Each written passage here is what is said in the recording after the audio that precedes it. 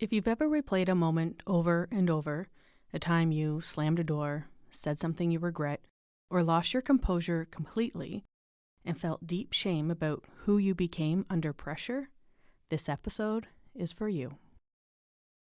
Welcome to The Conscious Pause, a space where we slow down, turn inward, and explore the landscape within with curiosity and compassion. This podcast is your invitation to step out of the rush of everyday life and reconnect with yourself. Together, we explore what it means to heal, to grow, and to live with intention through mindfulness, reflection, and real conversation. Let's take a deep breath together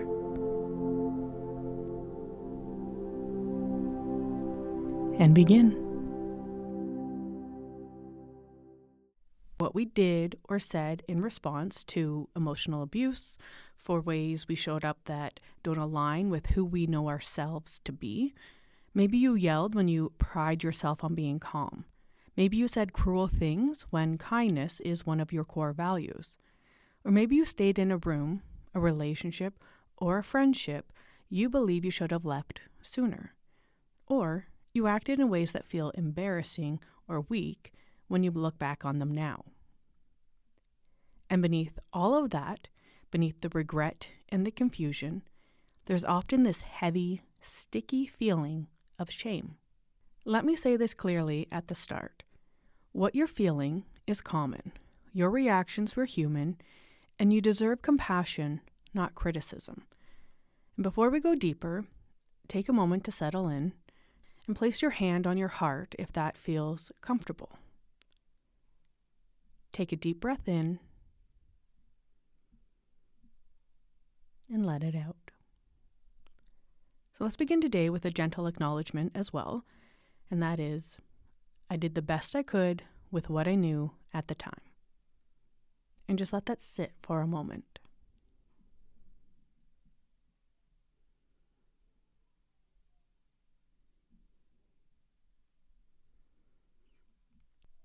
Okay, so first, let's distinguish between two feelings that often get tangled together: guilt and shame. Guilt says, I did something bad. It's about behavior. I shouldn't have said that. I wish I'd acted differently.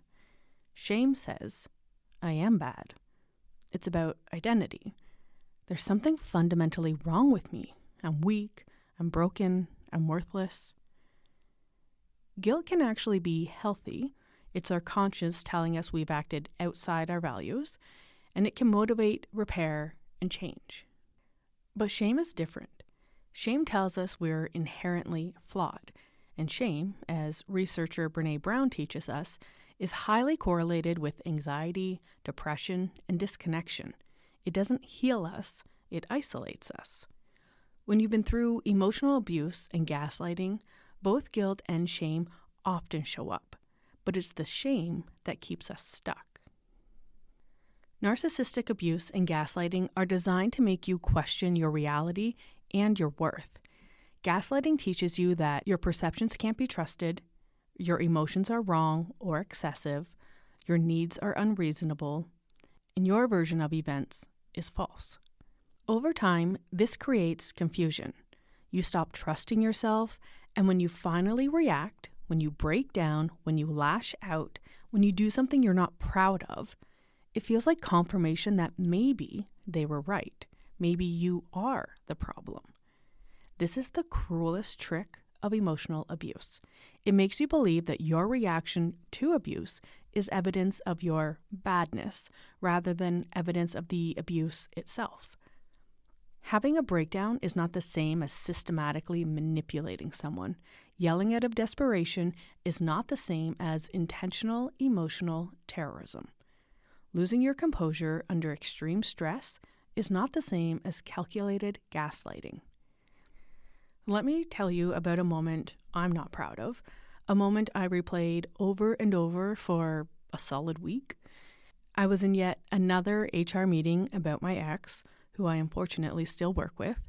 I'd been fighting for them to hold him accountable for workplace violence for months. fighting after years of emotional abuse and gaslighting from someone who was now weaponizing institutional systems to continue that abuse pattern. I had explained how his lack of accountability was dangerous, how his pattern of evasiveness, the same pattern I'd experienced while in a relationship with him, the way he reframed harm, the way he made me doubt my own reality, meant he'd harm someone else. He already had a history of aggression against others in the workplace. And they understood intellectually, they could repeat back what I said, but they weren't going to do anything. And when that became clear, when I realized I'd fought to be heard and they still weren't going to act, that they were doing exactly what he'd always done, acknowledging the words while dismissing the reality, something in me broke. My internal voice got loud, shouting, "I'm done," and I stood up abruptly, said something about white male privilege, and I slammed the door as I walked out. The shame was crushing because I've never slammed a door before, and I wasn't even present enough in the moment to be aware that I was going to slam the door. But the sound of it slamming startled me back into the present. And what I've learned since reflecting on that meeting and what I'd wish I'd understood in the moment is that the door slam was discharge.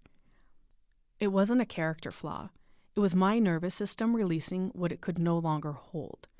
Years of being gaslit and manipulated, of fighting for accountability across multiple institutions, and watching the same abuse pattern get replicated through systems that are supposed to protect people.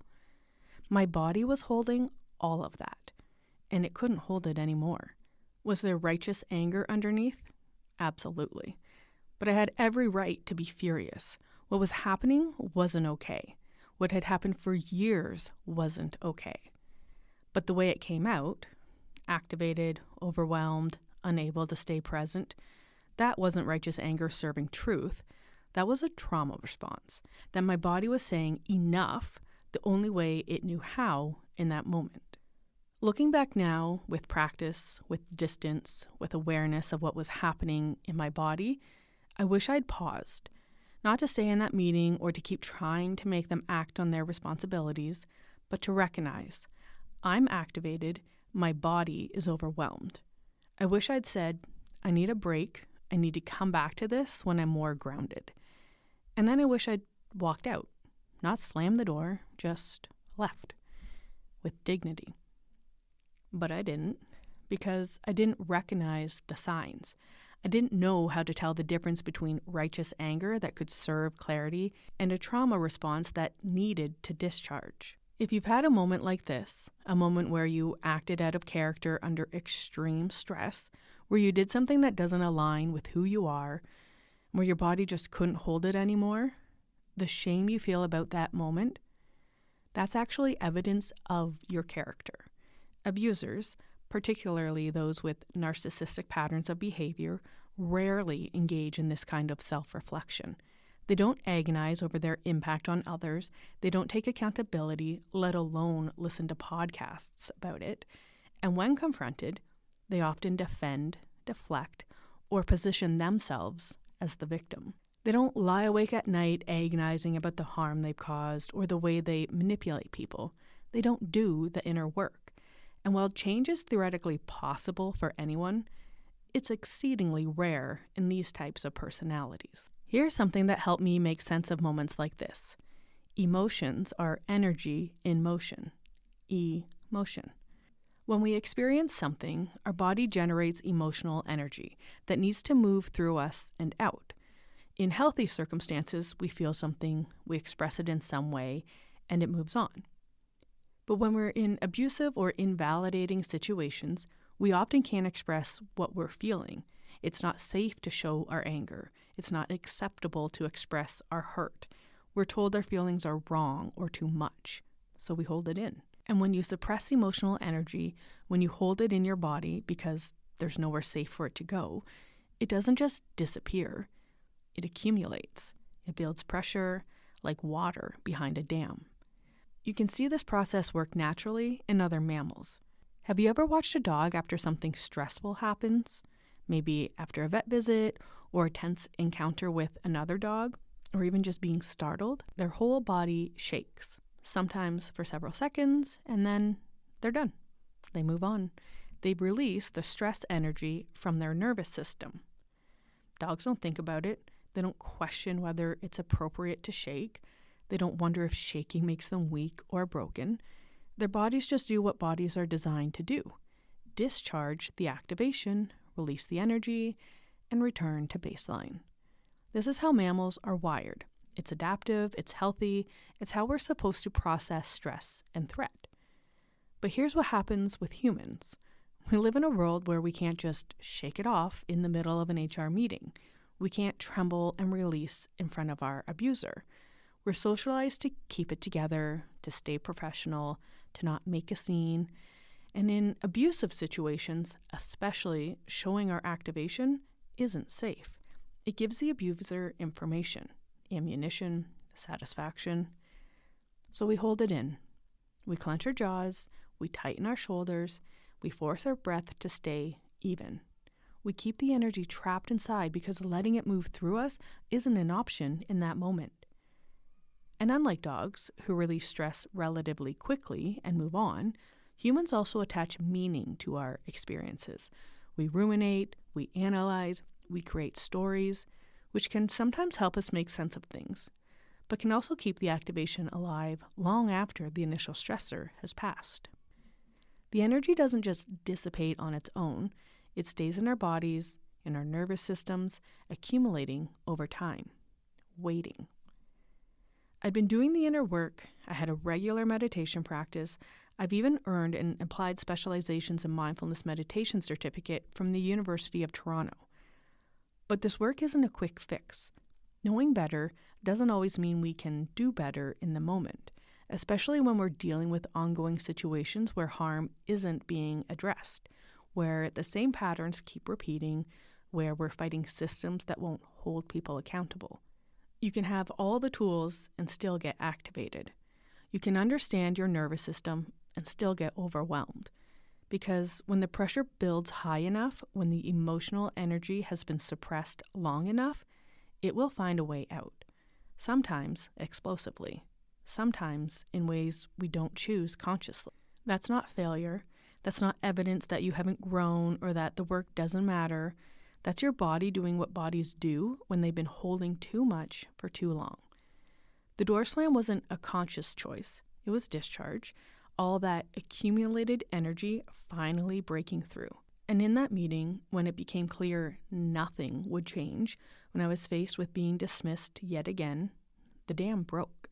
It doesn't mean the people in that room didn't have a right to be startled or uncomfortable. Understanding why something happened doesn't erase that it happened. But it does mean I can hold both truths. I wish I'd handled it differently, and my reaction was a human response to an accumulation of harm and dismissal that my body simply couldn't contain anymore. The shame wants to tell me I'm a bad person, that all my inner work was pointless, that I'm just as reactive as before I began this work. But the truth is more nuanced. The inner work matters. The awareness matters. Because now I can recognize what happened. I can understand the difference between righteous anger that serves clarity and a trauma response that needs discharge. I can learn to notice the signs earlier, the tightness in my chest, the internal voice getting loud, the feeling of my body reaching its limit. And next time, maybe I'll catch the reaction before it comes out. I still carry some shame about the door slam, but I also carry compassion for the person I was in that moment, for the woman who had been fighting for so long, who was watching the same abuse pattern play out through yet another institution, whose body just couldn't hold one more minute of being dismissed. She deserved better than what she got from that system, and she deserves compassion from me now, not criticism. And so do you. When we're in emotionally abusive situations, our nervous system goes into survival mode. And in survival mode, we don't have access to our highest, wisest selves. You might fawn, fight, flee, or freeze.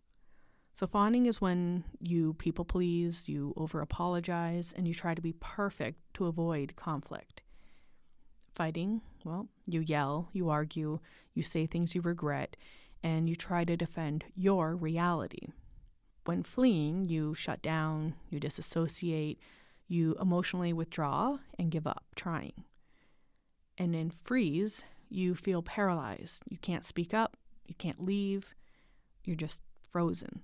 And again, these aren't character flaws. These are biological responses to threat. And sometimes these responses made the situation worse in the moment. Maybe fighting back gave your abuser ammunition. Maybe fawning prolonged the relationship. Maybe fleeing made you feel cowardly. But you were doing what you needed to do to survive. Have you ever been gaslit? One of the most insidious effects of gaslighting is how it erodes self-trust. When someone consistently tells you, that's not how it happened, you're too sensitive, you're overreacting, you're crazy, you bring so much drama. If you would just calm down, everything would be fine. You start to doubt yourself. You start to think, maybe I am the problem. And when you finally have evidence, texts, recordings, witnesses that validate your experience, there's often a painful moment of reckoning. How did I let this happen? How did I not see this clearly? Why did I stay? This is where shame rushes in. But please understand, the confusion you felt wasn't a character flaw. It was the result of deliberate manipulation. Your abuser was invested in you not seeing clearly because your clarity threatened their control. So how do you release the shame and forgive yourself? Self-forgiveness doesn't mean excusing harmful behavior. It means releasing the shame that keeps you stuck. Here's how to begin. First, acknowledge what happened. Be honest about what you did or said that you regret. Name it clearly without minimizing or overinflating. Then understand the context. What was happening when you acted this way? What had you been experiencing? How long had this pattern been going on? I'd been gaslit for months about their affair. I hadn't slept in days because of constant fights. I was being told I was crazy for noticing obvious lies. Context doesn't erase what you did, but it helps you understand it with compassion. And then you recognize the unmet need. What was your reaction trying to protect or express? I yelled because I needed to be heard. I snooped because I needed to trust my reality. I said I hated them because I was trying to protect myself from further hurt. And then you grieve what you wish you'd done differently. Allow yourself to feel sad about how things unfolded. You can wish you'd handled things differently without drowning in shame about it. And then you make amends where appropriate and safe. If there are people you hurt who are safe to approach, consider making amends. But please note, if your abuser was the recipient of your reactions, you don't owe them an apology that might give them more ammunition or pull you back into the abuse dynamic. If you're dealing with someone who shows a persistent pattern of manipulation and lacks genuine accountability, protect yourself first. Your healing doesn't require their participation or forgiveness. And then you commit to growth. What have you learned? How are you different now? What patterns are you working to change? This isn't about proving you're fixed. It's about honoring your evolution. Healing from emotional abuse takes time. Releasing shame takes time. Be patient with yourself. Some days you'll feel strong and clear. Other days the shame might creep back in, and that's common. Healing isn't linear. As you continue to heal, you'll likely find that shame lessens. Not because you forget what happened, but because you understand it differently. You understand that you were in survival mode. You understand that confusion was the goal of the abuse. And you understand that you're doing the hard work of healing now. And that's enough. Thank you for taking this conscious pause with me today. Thank yourself for doing the work of understanding you more deeply. And if this episode resonated with you, please share it with someone who might need to hear it. And if you want a brief guided meditation on self-forgiveness. You'll find it next in the episode list.